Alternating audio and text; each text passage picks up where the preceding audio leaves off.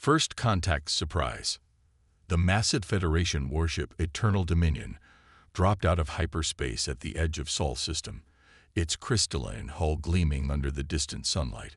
Supreme Archon Vexterra stood on the command deck, all six of her eyes fixed on the blue-green planet ahead.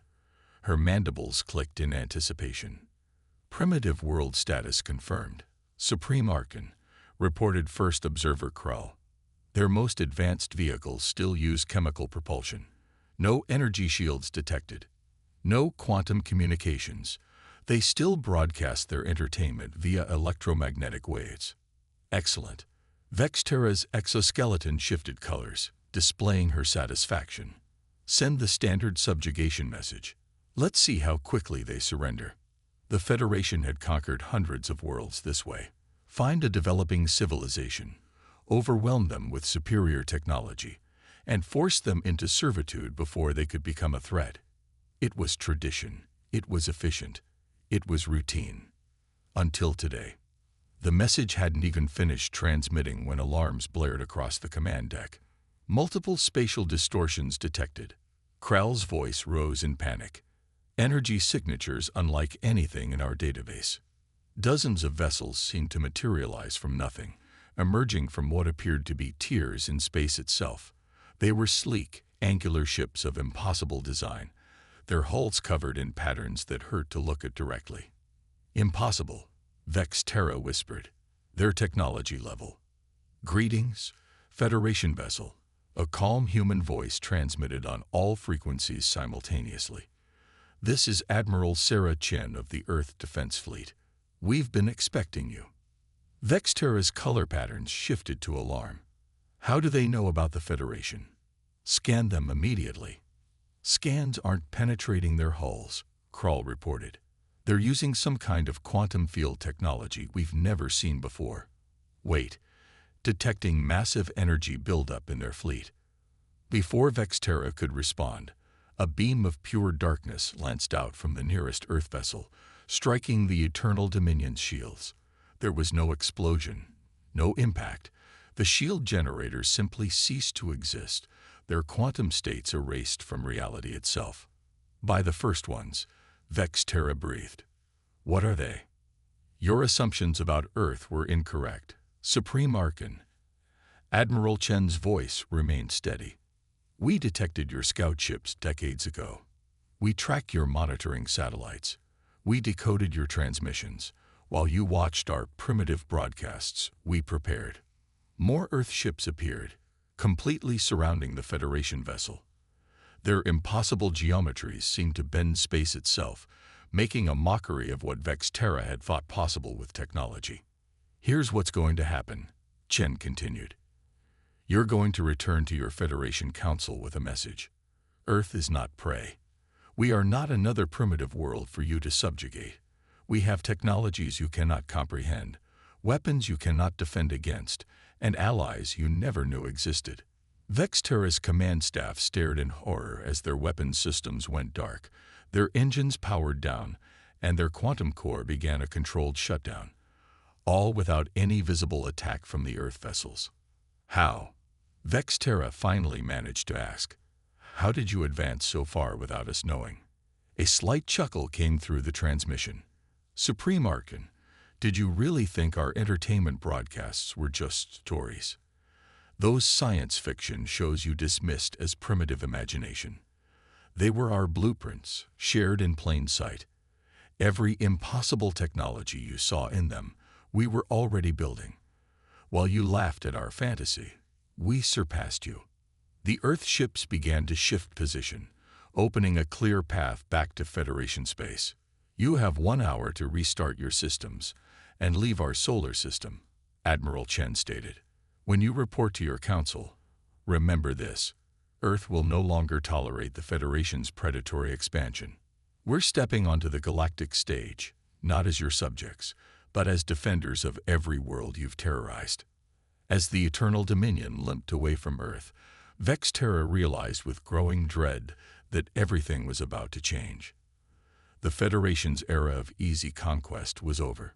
Humanity hadn't just survived first contact. They had been waiting for it, preparing for it. And now they were going to reshape the galaxy. And there wasn't a damn thing the Federation could do to stop them. Admiral Sarah Chen's XO spoke quietly as they watched the Federation ship retreat. Should we tell them about the rest? Chen smiled slightly, watching the tactical display where hundreds more Earth ships waited in quantum silence, invisible to Federation sensors. No, Commander. Let them find out about our full capabilities the hard way. After all, her smile turned predatory. They wanted to play Empire. Let's show them how humans wage revolution. The counter-strike. Deep within the Arcturus research station, Dr. Maya Patel stood before a holographic display showing hundreds of Federation supply routes, military bases, and command centers. After decades of covert observation, humanity knew more about the Federation's infrastructure than most of its own member species. The quantum entanglement network is ready, she reported to the assembled Earth Defense Council. Once we begin, they won't be able to warn each other. Each target will face isolation. Fleet Admiral James Chen, brother of the now famous Sarah Chen, nodded grimly. Operation Lighthouse begins in 6 hours. Are the Liberation fleets in position? All 30 battle groups have quantum shifted to their staging points, confirmed General David Okafor, his dark eyes reflecting the holographic light. The Federation still hasn't detected our new drive signatures. They're completely blind to our movements. In the 3 months since humanity's dramatic revelation of their true capabilities, the Federation had descended into chaos. Their attempts to gather intelligence on Earth's technology had failed spectacularly. Every probe, every spy ship, simply vanished without a trace. Now, humanity was ready to show the galaxy why. 6 hours later, across 30 different star systems, Federation commanders received identical messages. From Earth, with love. On the Federation core world of Xenfar, High Command Minister Ralketh was awakening to alerts when his entire defensive grid went dark. Above the planet's capital city, reality seemed to tear open as 5 Earth vessels emerged from what his scientists would later describe as localized violations of universal constants. The ships weren't the sleek predators that had humbled Vexterra's vessel. These were massive geometric impossibilities that seemed to exist in more dimensions than space allowed. Their surfaces rippled with patterns that made observers' minds scream in protest. This is Captain Sofia Rodriguez of the Earth Liberation Fleet, a transmission cut through every communication device on the planet. Your military installations are already under our control. Your quantum cores have been neutralized. Your ships are disabled. Do not resist. Similar scenes played out across Federation space. Earth's ships appeared simultaneously at critical military and political centers, using technologies that seemed to ignore the basic laws of physics. But what truly terrified the Federation wasn't humanity's overwhelming technological superiority. It was their precision. There were no wholesale bombardments, no civilian casualties, no collateral damage.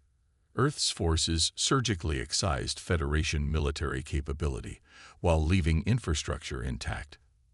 They didn't come as conquerors. They came as surgeons, cutting out the cancer of oppression with terrifying accuracy. Sir, a junior officer interrupted Admiral Chen's observations. We're receiving transmissions from 17 different species on Federation worlds. They're offering to help. They want to join us. Chen smiled. This was exactly what Earth had hoped for. The Federation's subjugated worlds, seeing their oppressors humbled, were rising up. On the Federation capital world, Supreme Council leader Vex Mora watched in horror as reports flooded in. Not only were Earth's ships unstoppable, but they were also broadcasting proof of Federation atrocities, exposing centuries of lies and manipulation to every species in their territory. How? She demanded of her advisors. How did they advance so far beyond us without detection? We may have an answer, one scientist offered nervously. We've been analyzing their technology. It's as if they took a completely different path of development than any species we've encountered. While we focused on manipulating known physics, they appear to have discovered entirely new laws of reality. In Earth's Titan Command Center, Maya Patel watched satisfaction as her quantum networks transmitted data from the simultaneous strikes. Phase 1 is complete, she reported. Federation military capability has been reduced by 78%. Their command structure is in disarray. Their subject species are in open revolt. Excellent, Admiral Chen replied. Begin Phase 2. Let's show them why humanity chose to reveal ourselves now. Across Federation space, Earth's ships began broadcasting a message to every world, every station, every ship. For centuries, the Federation has ruled through fear and technological superiority. They prevented other species from advancing, ensuring their dominance. Today that ends. Earth extends an offer to all species who wish to break free from Federation control. We will share our technology. We will teach you to defend yourselves. We will help you build a future where no species can dominate another. The response was immediate and overwhelming. Centuries of resentment erupted into full revolution as countless worlds declared their independence from the Federation. But unlike previous rebellions, this time they had Earth's impossible technologies defending them. The Federation's era of unchallenged dominance had ended not with a bang, but with surgical precision and an offer of freedom that would reshape the galaxy forever. Send word to the Liberation fleets, Chen ordered. Phase 3 begins at dawn. It's time to show the galaxy what humanity's been planning for the last 50 years. Maya looked at the holographic display, now showing thousands of worlds lighting up with declarations of independence. They thought they were watching us, she mused. They never realized we were watching them, learning from their mistakes, preparing to do what they never could. Unite the galaxy not through force, but through liberation. The counterstrike had succeeded beyond their wildest hopes. But this was just the beginning. Humanity's real plans were about to unfold, and the galaxy would never be the same. Alliance of the Forgotten. The Great Hall of Liberation on Luna Base hadn't existed 2 weeks ago. Dr. Maya Patel watched in amazement as Earth's quantum fabricators constructed it in real time around the gathered representatives of 27 formerly subjugated species. The crystalline walls shifted and flowed like liquid light, adapting to the biological needs of each delegation. The Federation kept us divided for centuries, spoke Zarix, a towering being of living crystal from the Meridian systems. They told each of us we were alone, that no other species could help us. Now we see the truth.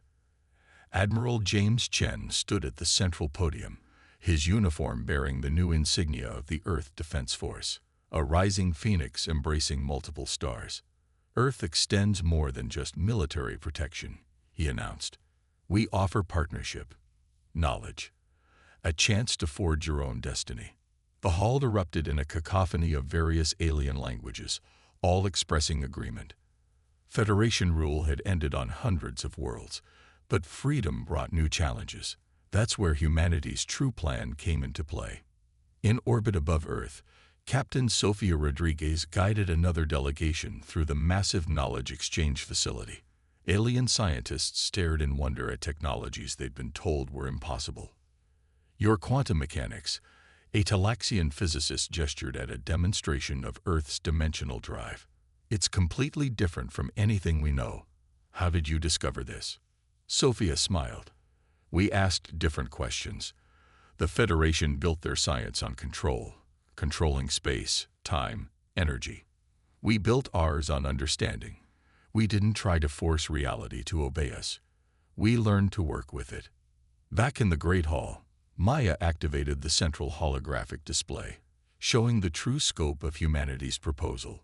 For 50 years, we've been preparing not just weapons, but an entire infrastructure for galactic cooperation. Quantum communication networks that can't be monitored or blocked. Transportation systems that don't rely on restricted hyperspace lanes. Energy technology that can't be centrally controlled. And you'd share all this? Asked a reptilian Kextal ambassador, their scales shifting colors in disbelief. With guarantees, Admiral Chen clarified. Each member world must commit to democratic governance and the protection of sentient rights. No exceptions, no compromises. Earth didn't defeat the Federation just to become the new tyrants. The gathering was interrupted by urgent news from the frontier. Federation loyalists had launched desperate attacks on several liberated worlds, but their outdated tactics proved useless against humanity's shared defenses.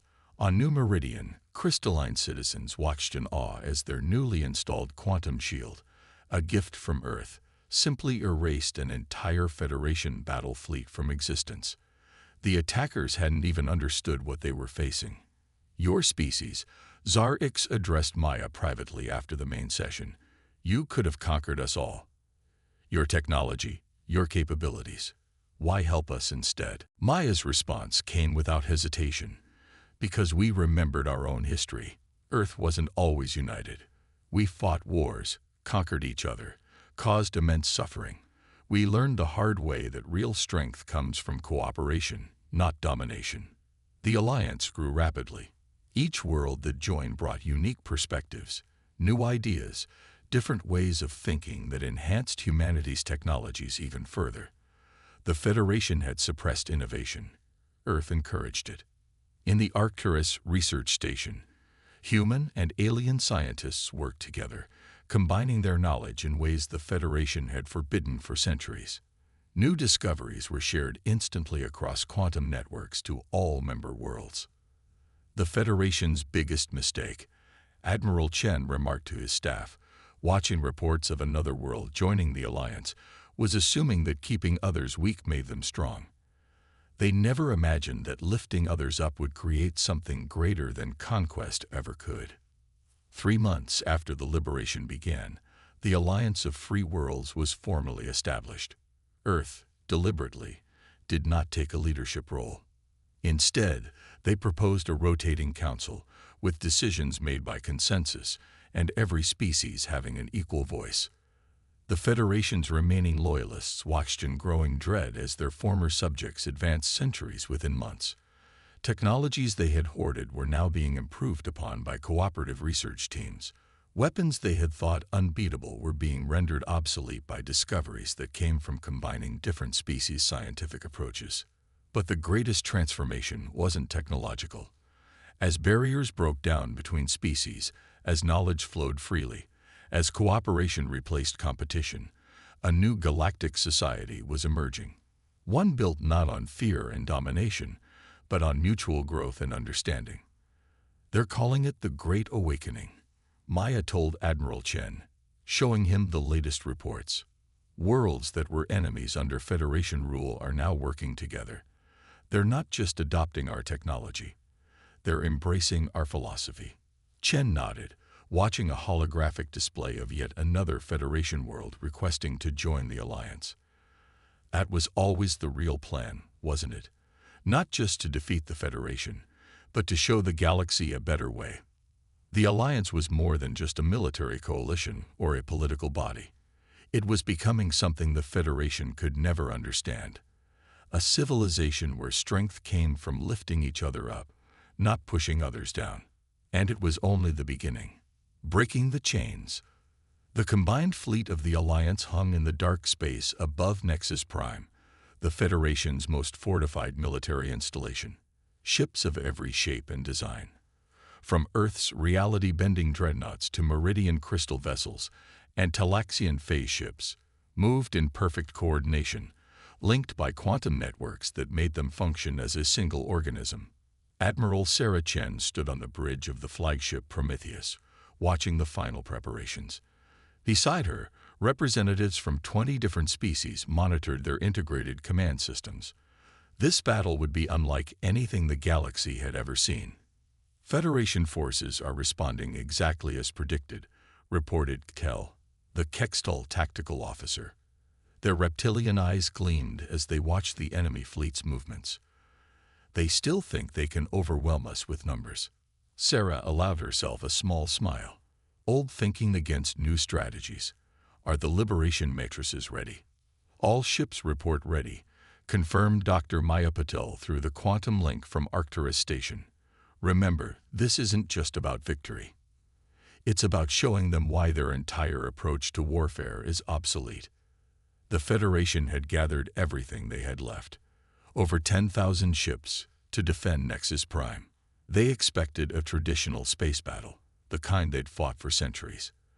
What they got instead rewrote the rules of warfare. The Alliance fleet didn't launch a single conventional weapon. Instead, thousands of quantum field generators activated simultaneously, their effects amplified by the synchronized minds of multiple species working in harmony. Space itself seemed to hiccup. When reality stabilized, every Federation weapon system simply ceased to exist. Not destroyed, erased. Their quantum states had been selectively removed from the universe, leaving their ships intact but defenseless. Impossible. Federation Admiral Vex Mora watched in horror as reports flooded in. No single species has this kind of technology. Exactly. Sarah's voice transmitted across all frequencies.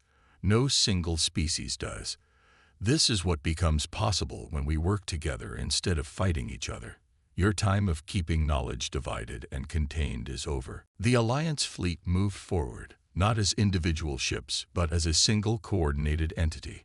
Earth's quantum technology merged with meridian crystal computing, and Talaxian phase fields created effects that defied conventional physics. Federation ships found themselves unable to maneuver, their engines influenced by laws of reality they didn't understand. But the real shock came from within their own ranks. Across the Federation fleet, crews who had secretly supported the Alliance began activating hidden quantum transmitters. Ship after ship suddenly found their command codes rewritten, their control systems responding to Alliance protocols. 20% of the Federation fleet has switched sides, Kittel reported with satisfaction. Their crews are requesting asylum in the Alliance. The remaining Federation loyalists fought desperately, but they were fighting an enemy that had advanced beyond traditional concepts of space warfare. Alliance ships phased through their strongest shields, disabled their most powerful weapons with targeted quantum erasure, and systematically dismantled their defenses without destroying a single vessel. The Federation installation is broadcasting a surrender signal, announced Tilara, a Meridian communication officer. Their crystalline form pulsed with the intensity of the moment. Sarah nodded. Begin teleportation of Alliance peacekeeping teams. Remember, we show mercy even to those who never showed it to us. As Alliance forces secured Nexus Prime, they discovered something unexpected in the Federation databases. Evidence that the Federation's leadership had known about other advanced civilizations beyond their space. They had deliberately avoided contact, fearing that any interaction with truly advanced species would expose their technological stagnation. They could have learned from others, Maya observed through the quantum link. Instead, they chose isolation and domination. They feared losing control so much that they gave up any chance of real advancement. The battle for Nexus Prime became known as the moment when the old order truly ended, not just because of the Alliance's overwhelming victory, but because of how they achieved it.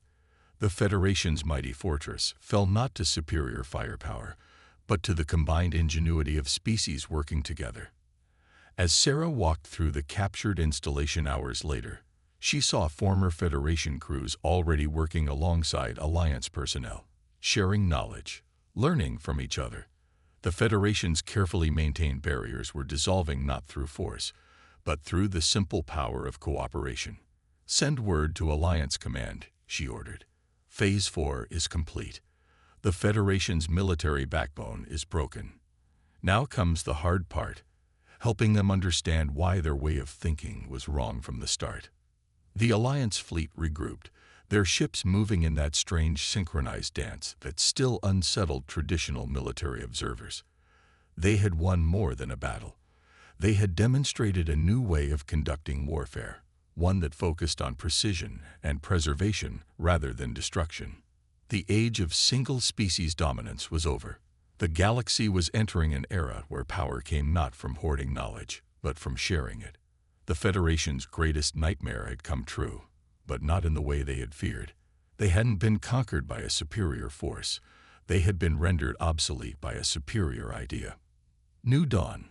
1 year after the fall of Nexus Prime, The Great Assembly Hall on Terra Nova hosted representatives from over 500 species. The massive structure, built through the combined architectural knowledge of dozens of civilizations, seemed to defy conventional geometry.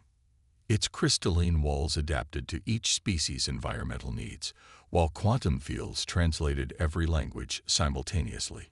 Dr. Maya Patel stood with Admiral Sarah Chen, watching as former Federation worlds mingled with Alliance members and newly contacted civilizations from beyond known space. The Federation's collapse had opened channels of communication that had been suppressed for millennia. They found evidence of 17 ancient spacefaring civilizations in the Federation archives, Maya told Sarah, reviewing data on her quantum pad, all deliberately isolated and suppressed.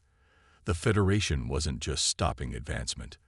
They were hiding entire chapters of galactic history.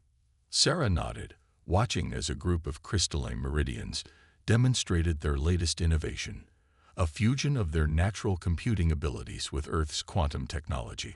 And now all that knowledge is flowing freely, every species adding their unique perspective. The changes across former Federation space have been staggering. Worlds that had been deliberately kept centuries behind in technology were now making breakthrough discoveries by combining their traditional knowledge with Alliance science. The Federation's carefully maintained hierarchies had given way to an explosion of innovation and cooperation.